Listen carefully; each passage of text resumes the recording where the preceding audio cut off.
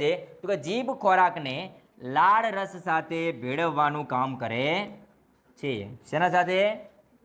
ભાઈ લાળ ઉત્પન્ન થાય કે નહીં આપણા શરીરમાં મતલબ મુખમાં, સોરી, આપણા મુખમાં જે લાળ ઉત્પન્ન થાય છે, ક્યારે લાળ ઉત્પન્ન થાય? બજારમાં જ્યાં હોય, પકોડીની લારી જોઈ હોય, કાં તો કંઈક ગોટા બોટા તરતા જોયા હોય, કાં તો મૂળ તમારું ફેવરેટ વસ્તુ કહે, કોકને અમુક મીઠાઈ જોઈને પાણી આવી જતું હોય મોઢામાં. મને આવી ગયું, પણ મને મીઠાઈ નથી ભાવતી હો.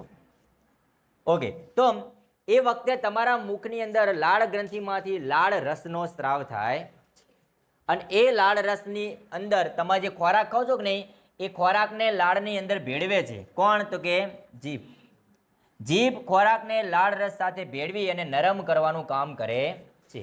કેમ કે લાળ રસ સાથે પ્રવાહી સાથે મિક્સ થાય ખોરાક એટલે ભીનો થાય, ભીનો થાય એટલે શું થાય? જલ્દી તૂટવા માંડે અને નાના નાના કણોમાં